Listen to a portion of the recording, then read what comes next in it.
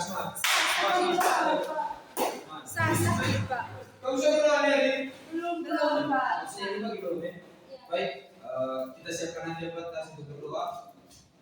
Kemudian kepada Bapa, Putra dan Roh Kudus.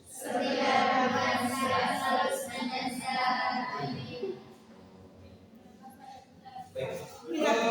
Siapa yang dari hari ini? Apa gitu? Tapi sebelum itu bangsa minta tolong. Jo tugas. Tidak, jangan Jo, teman yang lain ya. Bisa. Oh iya. Untuk kampus Bapak lupa nih. Sekalian Bapak presentasi di sini. Ya, Pak. Baik. Dina hadir.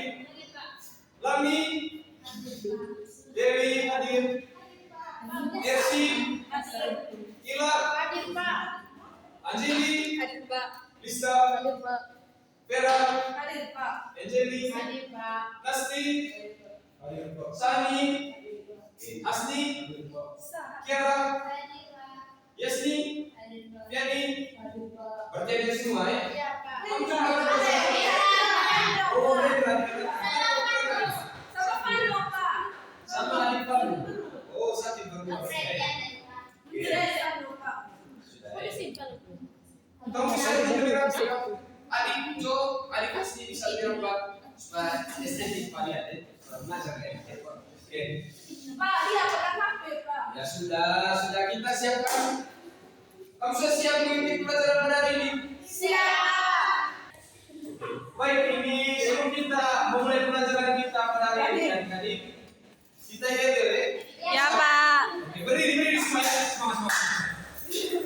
Kita bakar semangat pada pagi hari ini. Oke. Kita salah satu adik bisa mulai. Ayo.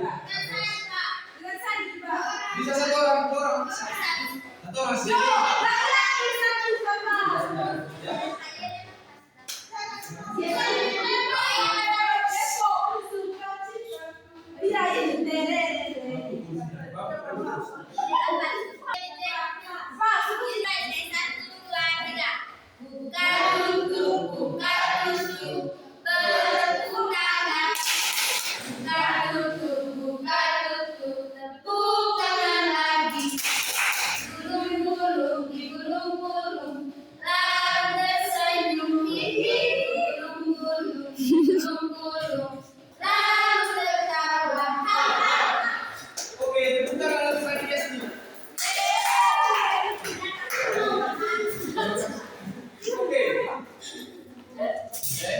Baik adik-adik, pembelajaran kita pada hari ini sudah ada yang tahu? Belum ya? Oke baik. Ya, pembelajaran kita pada hari ini adik-adik cara menulis surat.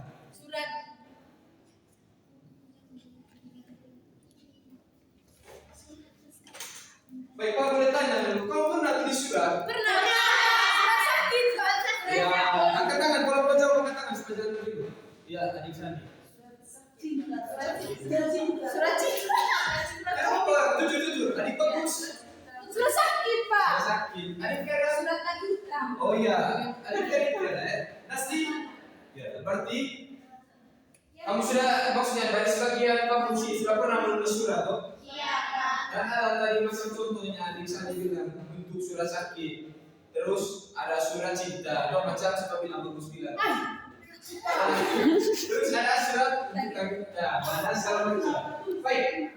Pengertian surat dan makanya perkembangan susah pakai gini sih.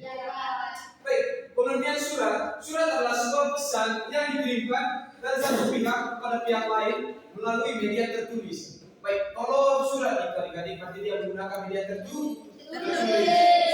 Jadi surat akan melibatkan dua pihak, yakni pengirim surat dan juga penerima. Kalau dalam surat itu harus ada dua, yakni pengirim dan juga Penerima. Kalau tidak ada salah satunya itu tidak bisa disebut surat. Ya?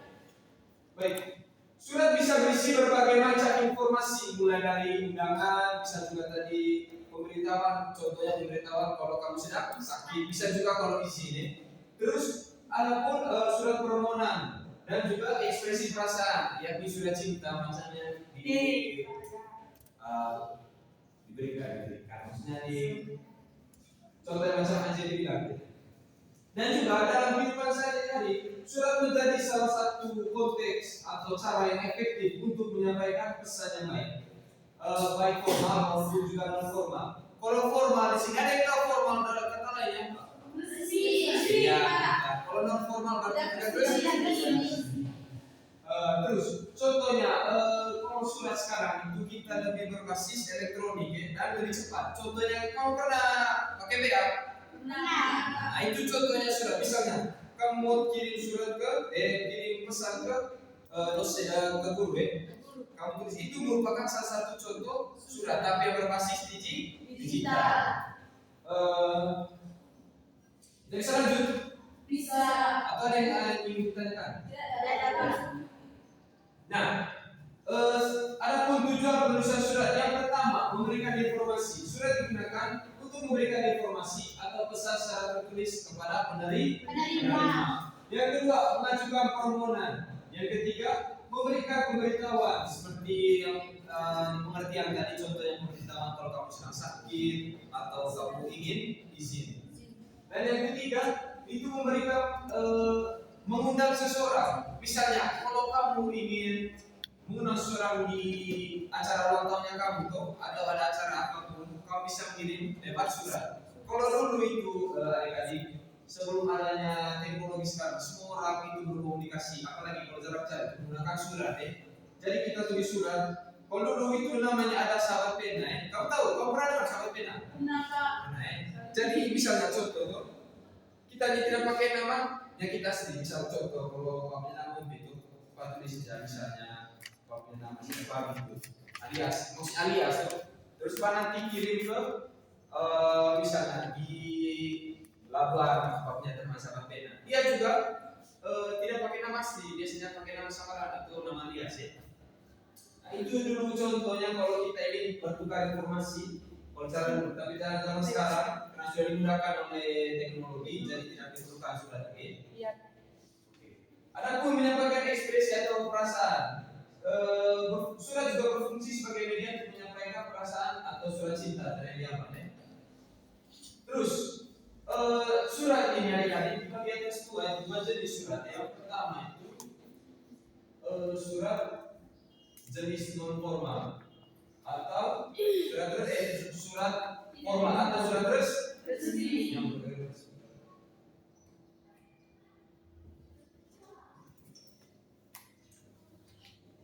Dan juga surat non formal atau surat tidak resmi.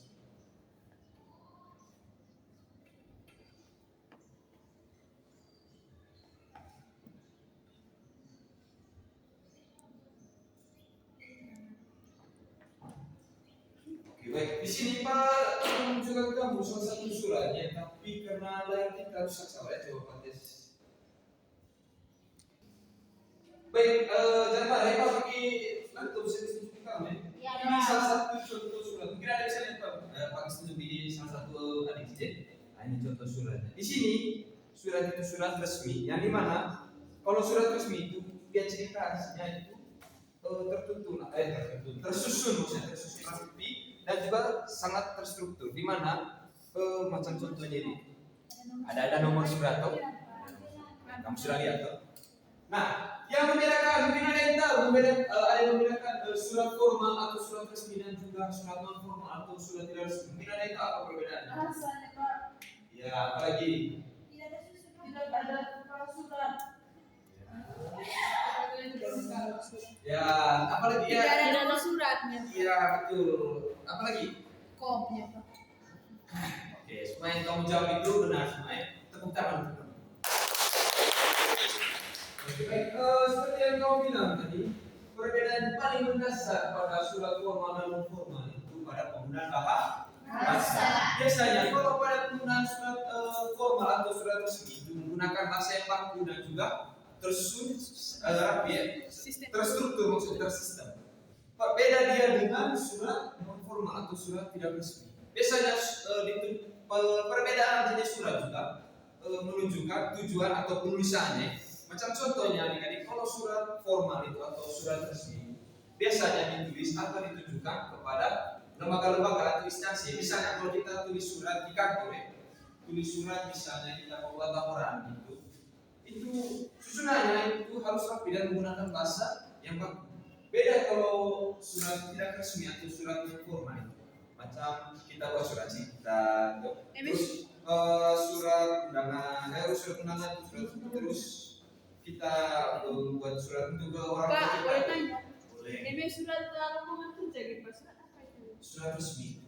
Kalau ya tidak apa-apa. Terima kasih sudah bertanya. Kalau lowongan kerja itu surat resmi, kenapa bisa dikatakan surat resmi? Karena lowongan kerja itu ditujukan ke suatu lembaga atau instansi tertentu. Misalnya kalau kamu cari kerja nanti, kan kamu harus buat CV istilahnya atau untuk surat lamaran. Jadi kalau surat lamaran itu biasanya sangat maksudnya itu rapi dan formal dan menggunakan bahasa yang baku.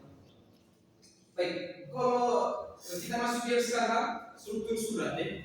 Struktur surat ini kita masuk di struktur surat struktur surat formal atau surat resmi. Baik, pada struktur surat yang pertama itu dia memiliki kop surat. Kalau pada surat resmi, kop surat ini merupakan bagian yang berisi identitas pengirim surat seperti nama instansi atau perusahaan, logo, alamat, dan nomor telepon. Biasanya kop surat itu dia terletak paling atas ya. Misal kalau kamu lihat contoh surat itu imonya kayak kalau kita punya proyektor dari kamu setuju. Biasanya itu dia paling atas. Kop itu kata lain dari apa? Kita lihat kop surat. Masuk pada surat. Baik, yang berikut ada nomor surat. Nah ini yang membedakan antara surat resmi dan surat tidak resmi. Pada surat resmi itu memiliki nomor surat. Di mana nomor surat itu biasanya berisi angka, tanggal, dan juga angka dan tanggal biasanya, dan juga tahun. Baik, yang ketiga tanggal surat, dan juga yang keempat ada lampiran, ada alamat. Biasanya alamat tujuan, contohnya Jalan Haribo nomor 11, itu contoh alamat ya. Dan yang berikutnya ada salam pembuka. Biasanya salam pembuka ini merupakan kalimat pertama pada isi surat ya. Misal contohnya salam sejahtera, salam hormat, itu ditujukan kalau pada surat resmi. Terus ada isi atau isi inti dari surat, misalnya tujuan apa yang ingin kita sampaikan ke surat tersebut. Dan yang berikut ada pun salam penutup dan yang terakhir tanda tangan dari kita ya. Oh itu surat itu milik kita. Baik.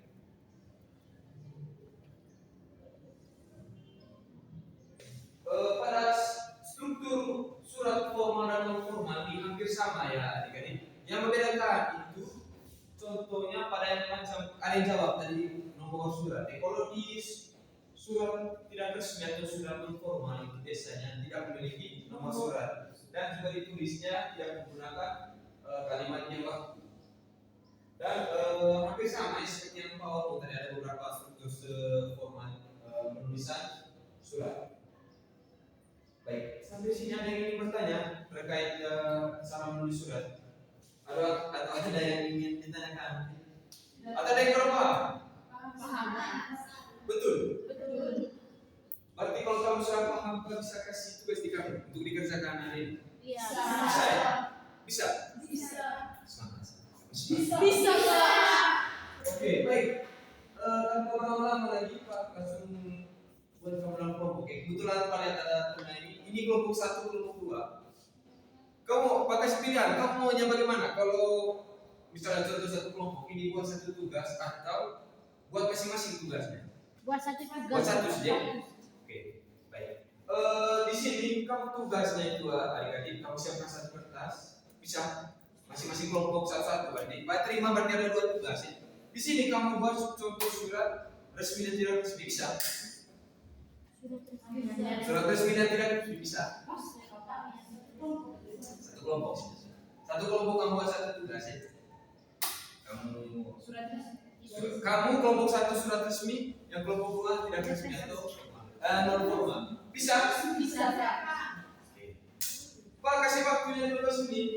Kamu kerjain. Sekarang jam berapa? Jam berapa? Pukul berapa sekarang ini?